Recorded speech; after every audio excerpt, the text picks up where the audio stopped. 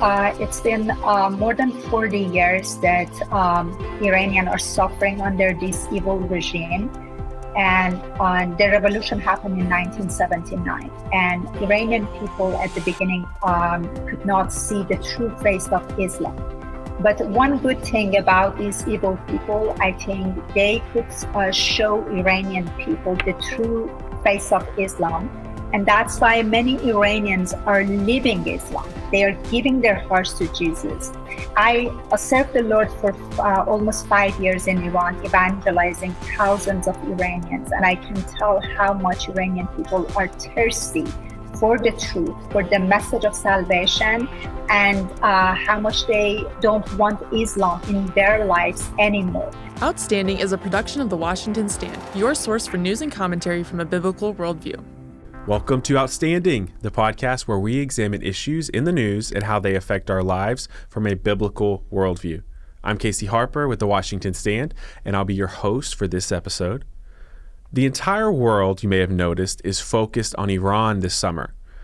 Now, we know that the Persian Islamic Republic is led by religious zealots that chant death to America. That's what we've been told.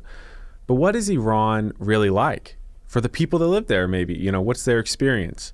Are they happy? Is it safe? And what's Iran like for the Christians that live there?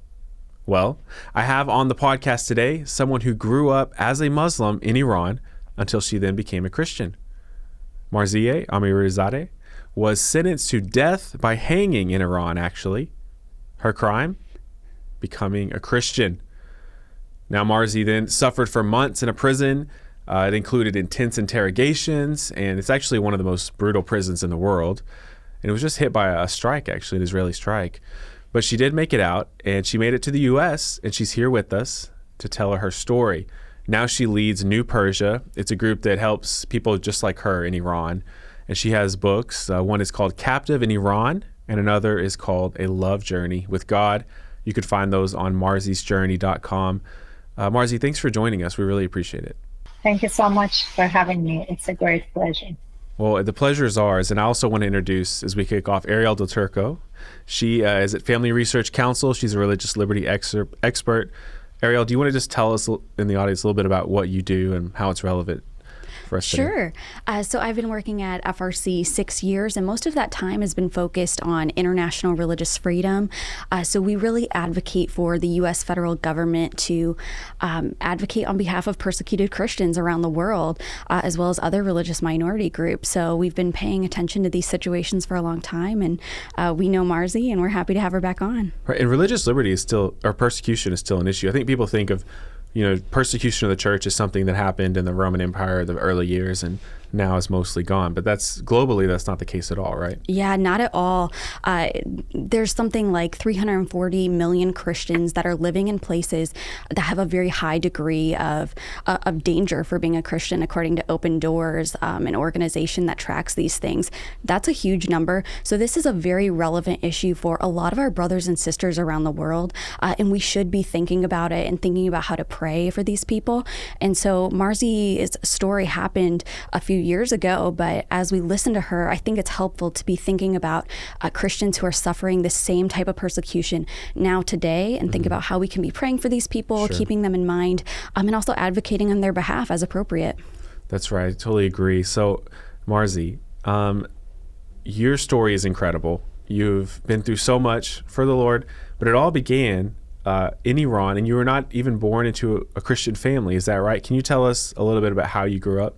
Yes. As you mentioned, I was born in Iran, which is a Muslim country, and it has a terrible reputation because of the evil Islamic Republic regime. And I lived there for 33 years. And from my childhood, I started learning about the Islamic teachings, because especially for women, it starts at the age of 7. When you go to school, they force you to have compulsory hijab. And at school, there's a system of brainwashing students with Islamic rules and a lot of teachings. But as you asked me about my family, many Iranians like me, they just born as a Muslim, and they are just nominal Muslim. When you're born in a country like Iran, there is no religious freedom. There is no religious, any freedom of opinion.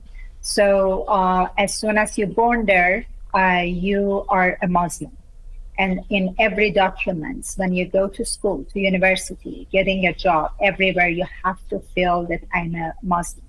So there are many, as I mentioned, majority of Iranians like me, they are just nominal Muslim. They do not practice Islam at their home. The same thing was at my home. My parents never taught me about hate or against any countries, any other people.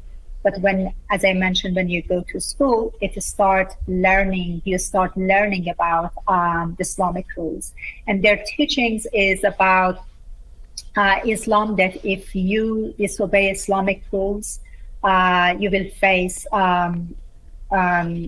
terrible punishments. And honestly, I can't tell you what kind of punishment they would describe, like the tortures that God would do to you if you disobey the Islamic rules. And there's a system of brainwashing about anti-Semitism and all Islamic teachings. It comes exactly from the book of Quran and their Islamic books. It's not that what they say. For example, for anti-Semitism, there's a book of Prophet Muhammad, book of Hadith, that one of the, he's talking, I quote, that he says, you need to search the earth and behind any trees, any stones, if you find a Jew, you need to find them and kill them. So there are many other teachings like that. There are many other verses in Quran. I have a list of those verses directly from the book of Quran that teach Muslims how they should treat infidels. In the eyes of Muslims, it's not just about Jews. All other people of faith are infidel. And they believe that they teach us that their Messiah, which is who is their 12th Imam Mahdi, will come by Muslims opening the path for him through annihilating the state of Israel, through exterminations of Jews. And then he will start a global Islamic war and goes to all people of the world and give a chance to every other people of faith to convert to Islam, because based on their belief, Islam is the perfect religion, and at the end time, everyone must convert to Islam. So if so can I interrupt you? Infidels do not accept it. I want to interrupt you because that's so interesting. You're talking about the eschatology in Iran and the Muslim world, and of course, there may be some diversity that I'm unaware of within different Muslims, and maybe a nominal Muslim doesn't believe it. But what you're describing is this end times leader who tries to exterminate Jews and lead a global domination sounds a lot like the Christian Antichrist. Mm-hmm. And I've wondered about this, that there's prophesied from a Christian perspective and an Islamic perspective, both this same figure, one in a negative light as someone who's going to try to destroy Israel and basically lead some kind of global world order. Yes. Maybe the details are fuzzy. And then the Muslims are waiting for a great leader to rise up to destroy Israel and lead a Muslim world order. Is that right? Exactly. Okay, well, that's good to know. Exactly. And it's not just about teaching at schools.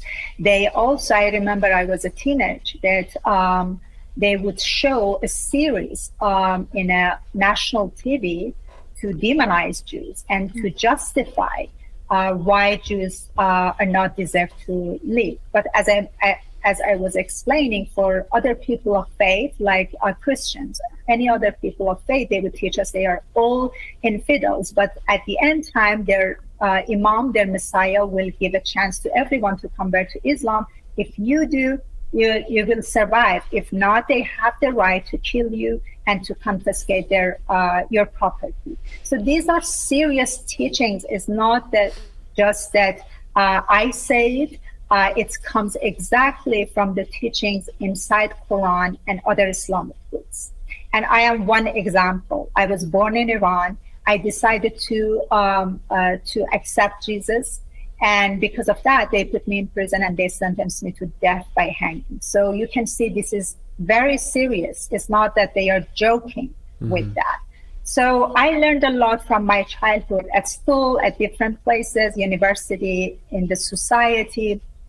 And my life story is not just about prison. I witnessed the brutality of this regime and the impact of harsh rules of Islam in my life, even before going to prison. For example, they killed my husband. They charged him with the accusation of drinking wine and having a relationship with another girl. They tortured him brutally for months. And as a result of those tortures, he passed away. Mm-hmm. So there are many examples, like my husband, that they ruined their life because of these crazy Islamic laws. He got 80 lashes without having any evidences that he was drinking wine, but he got 80 lashes for that. So after that, I went through lots of difficulties, pains and sufferings because of living in an Islamic country, experiencing these misogynist laws against myself. And then in prison, when they arrested me and my friend just because of believing in Jesus, they sentenced us to death by hanging. And our biggest charge was apostasy, which is based on Sharia law, punishable by death. So in prison again, I witnessed many brutalities, human rights violations. I witnessed the torture of my cellmates, the sexual abuse of women in prison. I witnessed the execution of my cellmates and also the execution of my best friend in prison that I built a friendship for 9 months. They tortured her for months. They would hit her head to the wall many times. They would hang her from the ceiling and beat her for hours and then dedicated that to Allah. So even after torturing her in that savage ways, that was not enough, and finally they hanged her. And after hanging her, they never gave her body back to family to have a grave for her.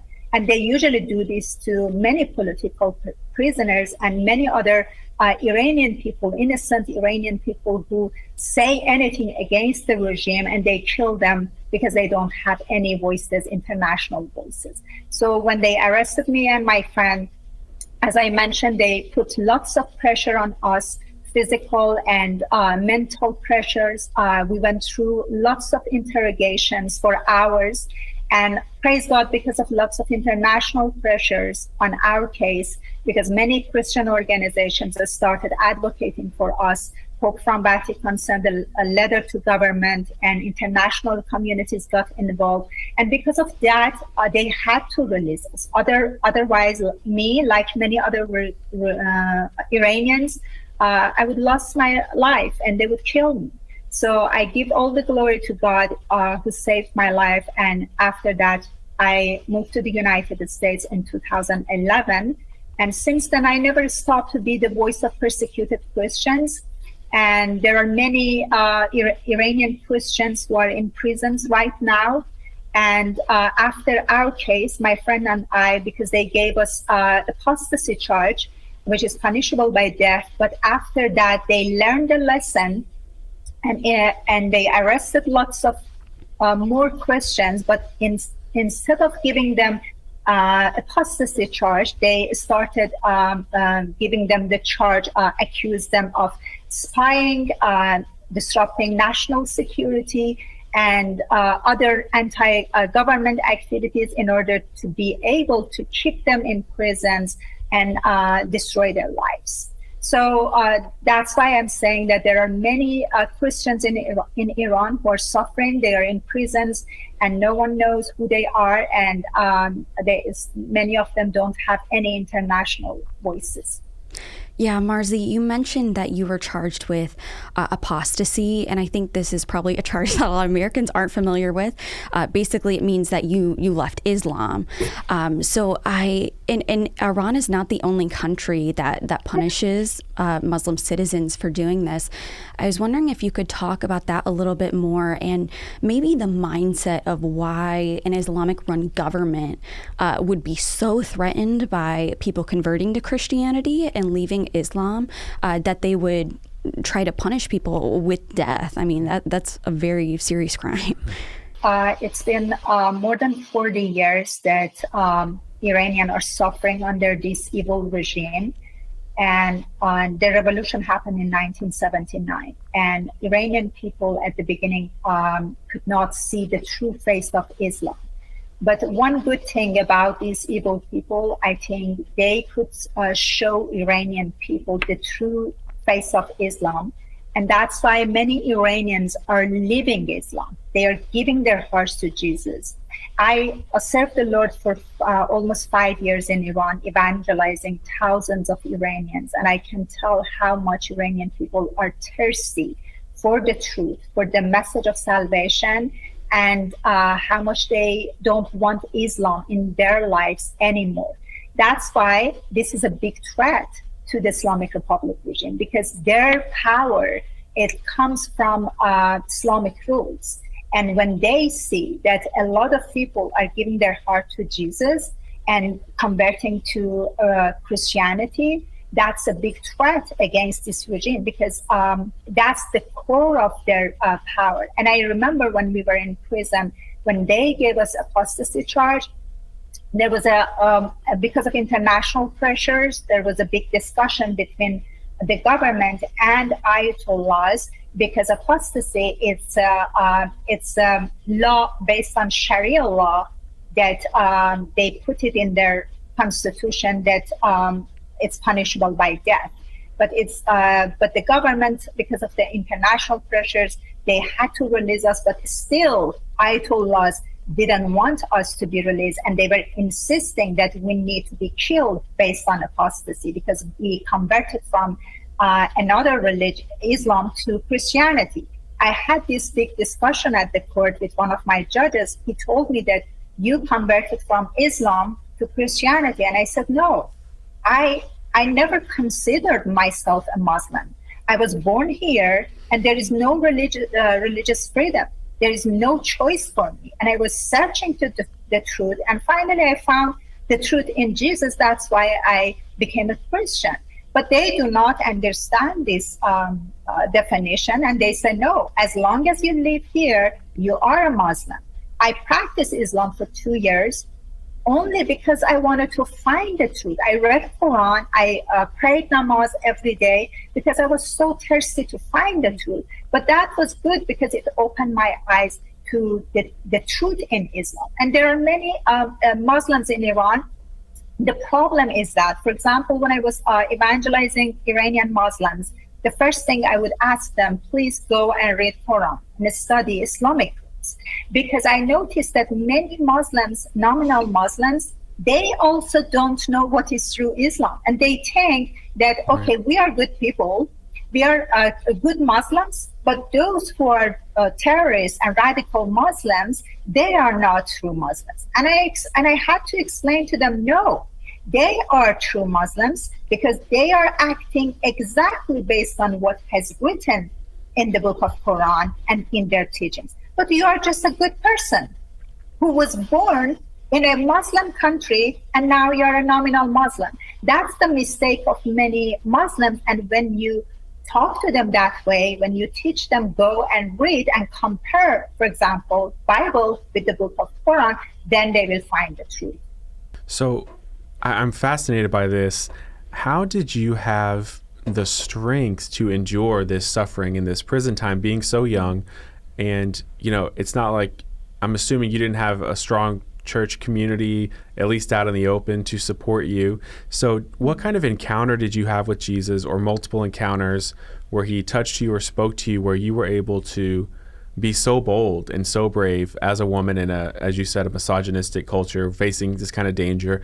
You surely knew that you would face a lot of persecution for this. So how did you come to know Jesus? What was that experience like? I have a long journey with Jesus, and I wrote 2 books. Captive in Iran is my first book that I wrote with my best friend, Marziyeh Amirizadeh, and it's all about my imprisonment and many miracles that Jesus did in prison. And as a result of that, many prisoners gave their heart to Jesus. But my second book is a love journey with God. Both of my books are available on my website, marzisjourney.com, MARZI journey.com. And I encourage people to read those books because, as I mentioned, it's the longest story. I can't share all the details, but what I wanted to share that for me, it started from my childhood, even before I became a Christian. Praise God, I have a very amazing father that he always loved me. He always supported me in a male-dominated country, and he taught me how to fight for myself. So I became a fighter from my childhood, fighting for every single of my rights. And then in 1999, it was the time that I gave my heart to Jesus, and it started with dreams. And God started talking to me through my dreams. And I shared a lot of those dreams in my second book, A Love Journey with God, that how he communicated with me. As you mentioned, in Iran, it's not easy that for Christians to go to a building church and worship God together. So there are many underground churches, which I attended a few of them after I gave my heart to Jesus. But still, most of my faith built based on my personal relationship with Jesus Christ. And he taught me how to be faithful, how to be strong, by taking me through many difficulties, pain, and sufferings. And as I mentioned, it started even before I gave my heart to Jesus, that they killed my husband. And I had to separate from my family. I went to poverty for years because of the jealousy of my brothers. My father loved me so much. My story is very similar to Joseph's story, what happened to him. So as a result of that, I went to lots of pain and sufferings. But God built my character and my personality, my faith, by taking me to those difficulties, by testing my faith. It wasn't like that I went to prison and I just very brave and strong person to be able to stand on my faith. So I experienced the love of God, and especially the day that I encountered with Jesus really changed my whole life. It was the day that I was alone in my room. I was talking to God with my own language, Farsi. We speak Farsi, not Arabic. So I was talking to him, and suddenly I was baptized with the power of the Holy Spirit. The fire of God came on me, and my hand raised up, and I started praying in other languages that I had no idea what languages are, but I could fully understand what I was telling to God. And it was the first time that I had that amazing experience, feeling the presence of God all around myself in my room. And I was crying nonstop and worshiping in other languages. And suddenly God gave me a quick vision. I saw Jesus in a white robe right in front of myself, and beside him, there was a big golden throne. And I could not believe my eyes seeing such a thing and worshiping him, feeling him all around myself. And it took for hours. I could not stop my mouth. And I could not say that, some people cast a spell on me, or someone taught me about Christianity. So it was all me and God. So in Western countries is different. You go to the church, you learn about Christianity, but in Iran it's different. And all the time God after that was communicating with me through my dreams when I was in the middle of my difficulties and sufferings. And I always tell Christians that the only reason that I follow Jesus is because of love, because I am in love with him. And he showed his amazing love to me first, and then I fell in love with him. And the reason that I follow him, it's not because of fear of going to hell. It's because of that amazing love that I never want to lose this love in my life. So that built my faith. And imagine when you encounter your God in that powerful way, and you live with him, you walk with him every day. So it doesn't matter to you where you live and what they say to you that we will kill you. I had this discussion with my interrogators many times, and they said, we will kill you. I said, go ahead and kill me. I'm not going to deny my faith in Jesus. It wasn't like that I went to a church and they taught me about Christianity. I learned and I walked with Jesus. I know who he is. That's why I can't deny my faith. Wow, that's amazing. I feel touched just hearing about that. And what's interesting is, I think we all know that in Islam, there is an understanding of Jesus, or of Jesus as a prophet or some kind of important figure. But it sounds like when you had this encounter, this vision, and you saw Jesus, you knew that he was more than just the prophet in Islam. You knew that he was God, or he was more than a prophet. He's not a prophet. The teaching in Islam, they teach that Jesus was only a prophet. And I remember in one of my court, the judge was trying to convince us, yes, we Muslims also believe in Jesus because he was a prophet. And I said, no, I don't believe that Jesus was a prophet. He was the Son of God.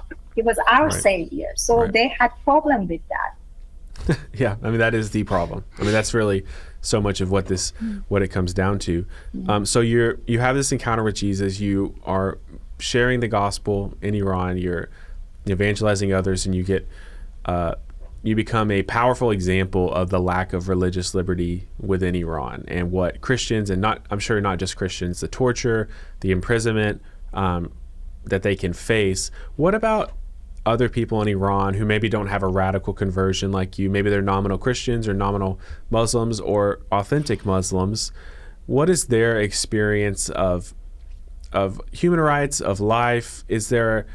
What is the common Iranian experience? Because to Americans here, we know of Iran and the Ayatollah, and we're seemingly almost at war with them all the time. But I don't think we know very much about the Iranian people. What is their experience? Do they and are they very different from the leadership? Is there kind of a divide between maybe extremists in the government who are leading the country and the people who are in the country being oppressed? For so many years, Iranians try to show to the world there is a big difference between Iranians and the Islamic Republic regime. Unfortunately, Western media tries to show the regime, not Iranian people, who they are. Iranian people, majority of them are very hospitable, kind people. I can say through my experience serving the Lord for 5 years, we distributed 20,000 Bibles with my friend, and we ran a few home churches. And almost every day we were talking to a lot of Iranians. I can say I had no one bad experience talking to Iranian people. And as soon as I would talk to them, they were so open, so receptive. And I could see that how much my people are tired of Islam, and they are seeking and hearing about that Jesus is love everyone. It was unbelievable to them, because in all the teachings in Islam is about punishment, is about hate. So they were so open to the method of salvation. So I can say there's a big difference between Iranian people and the Islamic Republic regime. And also, since I left the country, I can read the news and see films that people share on social media, that how much people are willing to leave Islam. And one film I found, I shared on my social media, it was about last December, Christmas. I saw hundreds of Iranians gathered behind the building church in the city of Isfahan, and they were shouting, Jesus, open the door. When I saw that, I was shocked, because during the time I was living in Iran, no one would dare to come to the streets and that loudly and with all other hundreds of people to say, Jesus opened the door, we wanted to come. So that told me two things: that first of all, how much Iranians became courageous, and second, how much they are thirsty to find the truth. So that's a good thing. And I strongly believe after the fall of the regime, we will see that millions of Iranians will give their heart to Jesus. And my nonprofit ministry, newpersia.org, is based on a prophecy, Jeremiah 49, that tells, God tells that after killing the rulers and kings of Elam, which is a city in Iran, he will set his throne there. I strongly believe that, not only because it's a promise in Bible, but also God has given me a lot of visions about how to turn Iran to a Christian country. And I strongly believe this is not an imagination or hallucination. This is possible. because I know Iranian people. I travel to many other Islamic countries. I know the difference between Iran and Muslims in Iran with other countries. And my hope is that, after the fall of this regime, Iran became a country to export missionaries to other Middle Eastern countries rather than exporting terrorism. Mm-hmm. Yeah, that's so inspiring. And I think the way we think about evangelism in an Islamic country is so different because the government is so oppressive, and evangelism is often illegal, and it is illegal in Iran. So to see you and your friend distribute 20,000 Bibles is so impressive in itself. Right. But then also that this evangelism was so well received is I think that would be shocking to a lot of people. I know many missionaries who have served in Muslim countries, and the reception is not that good. So I think maybe that does speak to something special that the Lord is doing in Iran. Right. And I just love the vision of hope that you have and your love for the Iranian people. I'm curious, right now, Iran's in the news, right? What do you think is the experience of people on the ground right now? How are they feeling? How are they interpreting some of the news that's happening?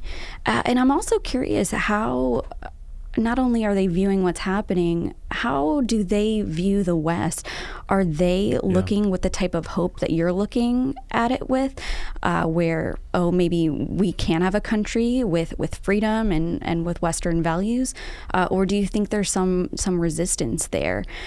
You mentioned some of the indoctrination and the hate that is taught starting at a very young age in schools in Iran, hate against the Jewish people specifically in Israel, but also hate against the United States and the West. And I think that's a ploy for the Iranian regime to keep its power if all of their people are in support of them and hating the West. But do the Iranian people really feel that way? How do they actually see things? Okay, before I answer your question, I just wanted to mention the news says that out of 75,000 mosques in Iran, 50,000 are closed. So that tells us what's happening inside Iran and how much Iranians turning their back to Islam. That's a good news. But about the current situation, as I mentioned, for so many years, the Islamic Republic regime tried to brainwash people. They forced us to stand in line to say death to America, death to Israel every day. And that's not just a chanting, that's their political, that's their policy. And they strongly believe that. And they call America big Satan and Israel small Satan. So their goal is to destruction of these two countries, especially America, the biggest country, the greatest country on earth. But for so many years, they try to teach people why America and Israel are our enemies and we should fight against them. But praise God, they were not successful. And finally, after years, Iranians understood who are their true enemies. For so many years, for example, they would put the flag of America and Israel on the ground at schools and universities and force them to step on those flags. But nowadays, if you see the films coming from Iran, I shared some of them on my social media, Iranian people refuse to do that. And they are chanting that you are our enemy, not Israel, not America. And especially after Hamas attack on Israel, millions of Iranians show their support to Israel. They stand with Israel because they understood that we are fighting against the same enemy. And they understood this evil regime took the money and sent it to all their terrorist proxies, Hamas, Hezbollah, Houthis, all Islamic terrorists, instead of spending that money for Iranian people. They are tired of that. That's why that's a good thing that we see that what's happening. But after Israel, for so many years, Iranians asked Western leaders, please stand with us, please support us. For example, in 2009, that I was in prison, there was a big protest in Iran. They called it Green Movement. It was after a fraud in election by President Ahmadinejad. And in prison, I witnessed how many people were tortured, were arrested, they executed them. And people came to the street and said, Obama, are you standing with us or with them? But what President Obama did, he shook the hands of the Ayatollahs. He sent billions of dollars to the regime. That money went to the terrorist proxies to kill more people. So Iranian people got frustrated, disappointed that for so many years they are demanding, asking, please hear our voices and stand with us. But the Western leaders started appeasing Ayatollahs instead of hearing the voice of people. But after this strike, Israel strike against Iran, the first day I received films that how many people were happy. They were sending their messages outside. They were celebrating. Maybe for Western people it's difficult to understand this, that who is going to be happy, their country to be bombed or their houses to be bombed. But the truth is that Israel is fighting against the evil Islamic Republic regime, which is the same enemy of Iranian people. And they are targeting nuclear facilities, military bases, and key IRGC leaders. And that's why Iranian people started celebrating that and sharing cookies and sharing the messages that finally someone came to help them. Because for so many years, there are lots of protests in Iran that the Islamic Republic regime killed thousands of people in each protest. They arrested hundreds, thousands of people. And Iranian people are saying that after Israel attack, the rate of death still is not even close to one protest in I forgot the date. In one of the protests that the regime killed 1,500 people, shoot at 1,500 people in the streets. They are saying that the number, even it's not close to 3 days that the regime killed 1,500 people in the streets. That's why they are happy and they are celebrating that someone, finally Western people and Israel, they are supporting Iranian people. But the Islamic Republic regime, they shut down the internet because they don't want people to have access to the news and to the outside. And they, some places are bombing and people have fear to escape. But still they are saying we are ready to pay the price, but to get rid of this regime. But they shut down the internet and they put all their security guards all around the country to suppress people. They started arresting a lot of Iranians with the charge of spying for Israel. Anyone who support Israel, say anything about Israel, they will arrest them. Also, I read the news, the judiciary system changed the definition of espionage in order to make it in a way easier for them to arrest everyone and charge them with espionage and without any trial. And they are saying, they are calling, Ayatollahs are calling for mass public execution. And they are saying that we need to repeat 1980s. What happened in 1980s? They executed 30,000 Iranians. Mm-hmm. And they wanted to do such a thing to make sure that Iranians do not raise up and to overthrow the regime, because they know their true enemy, it's Iranian people. They have less fear of the bombing from Israel, but they have much fear of Iranian people to make sure they do not raise up to overthrow the regime. And another bad thing is that because of the shutdown internet, people do not have access to know what's exactly happening and how many key leaders were killed. So this is the tactic by the Islamic Republic regime. But I wanted to say Iranian people are not the Islamic Republic regime. They love foreigners, they love America, they love Jewish people, and we have a great history more than 2,000 years ago, which started with King Cyrus that supported Jewish people and released them from their captivity. and other kings in the Bible, King Artaxerxes, King Darius, all of these Persian kings in the Bible, all of them supported Jewish people. So Iranian people wanted to have a friendship, to restore friendship with America, with Israel. They're so hospitable. And I can say Americans cannot believe if they travel to Iran, Iranian people will fight over them to host them in their home.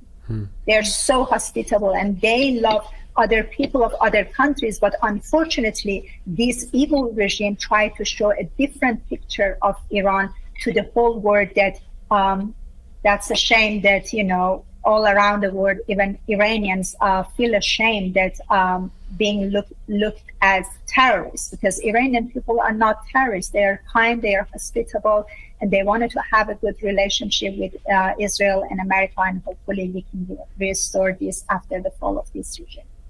Yeah, well, it seems, the Ayatollah himself, I think, is 86 years old. Of course, he's not the entire regime. The regime seems in a precarious position, of course, still has power. But what we see in history is that when regimes are teetering, they often clamp down on the people, and it actually weakens them more. They accelerate their own demise. As they lose more and more grip, they become harsher and more punishing, which just fuels more uprising. But it's hard to know what the timeline of that will be. As we wrap up here, Marzi, thank you so much for sharing your story. I think the last question I would have for you is, we have an American audience, Christians, they are pretty skeptical of the Iranian regime, but I think could have a lot of compassion on the Iranian people, as you just laid it out. And I think it's important to make that distinction. How should we be praying for Iran? How do you think about this? What is the message to the Iranian people, and how can we be praying on this issue? I think we are in a critical time, and I strongly believe we are witnessing biblical prophecy that is happening against these evil people. That's God's justice, and I can shortly say that I remember one of my dreams in prison when I was that my heart was broken seeing how many people were tortured, and I asked God, why you don't destroy these rulers of Iran? And he told me in my dream that I'm giving a chance to them to repent. But if not, I'm going to destroy them all. And I strongly believe we are in a time of witnessing God's justice against rulers of Iran, who are the head of this snake, all other proxies. And I encourage, especially at this time, for Christians, for the church, we need to be united and stand with Israel. Israel is not fighting against just their own enemy. They are fighting against our enemy too, who I always warn Western people that they have already infiltrated politics, education, media system, and their goal is to destroy America within. And we see that after October 7th, what's happening all around the country with these protests, that the leaders, all of them were funded and supported by the Islamic Republic regime. So this is a wake-up call time to Christians and to churches that we need to be united and we need to stand up for our Judeo-Christian values before the enemy destroy that. So there are many prayer points I mentioned in one of my articles. Definitely we should pray for the protection of Israel. Israel is our ally and fighting against the most barbaric people, fighting against our enemies. So we need to be united and stand with Israel for the protection of Israeli people, for the hostages. And we need to pray for Iranian people, for the protection of innocent people, for Christians in Iran to be bold, to be courageous, to stand up and to share the message of salvation at this critical time with more Iranians. We should pray for the overthrow of this regime and the elimination of these evil people who are possessed by demons. We should pray for the future of Iran to be able to restore this friendship with Israel, with America. And also that's my prayer for the future of Iran. It's not just about overthrowing the regime and changing a political structure. To me, I think we need to focus on changing the hearts and minds of Iranian people who are ready to accept the message of salvation. Because if we do not do that, if we do not lead people to the right path, again, the enemy can come and fill that empty place with evil. So that's important, and that's my ministry, newpersia.org. And all I do try to work on that to reach out more Iranians and to share the truth with them. Wow, well, thank you. I think you're right. It's, regime change isn't just like a magic switch that's going to fix everything. It has to be a heart level change from the ground up where the Spirit of God is moving. But I think, a dramatic expansion of religious liberty is a great start and something we can pray about, something we think about a lot here at FRC. If you enjoyed this podcast as much as I did, you can find more about Marzi. Her group is called New Persia. She has a website, marzisjourney.com. That's MARZIS journey.com. She's got her books on there, Captive in Iran and A Love Journey with God. And Marzi, just thank you so much. I've been touched by this for sure. Thank you so much for having me. God bless you. Yeah, God bless you too. So this has been the Outstanding podcast. I thought it was pretty outstanding. It was 100%. Thank you, Ariel. That's why she's here, just to hype us up. No, she's great. And so this is our podcast. You can like, subscribe, please comment, share with someone who needs to hear this. Let's get the message out, get the word out, get this testimony out. If you know someone who's Iranian or Muslim, this is a great podcast to share with them. We are out with new episodes every week. We're on YouTube, Spotify, and at thewashingtonstand.com. Thanks so much for listening. Marzi, thank you. Arielle, thanks. Good to be with you. Absolutely. Outstanding is a production of The Washington Stand, your source for news and commentary from a biblical worldview. This podcast is made in the USA by producer Casey Harper, production assistant Rachel Woods, technical producers David Salkeld and Yusuf Fletcher, and executive producer Jared Bridges. Help support us by texting the word outstanding to 67742 and read more at washingtonstand.com.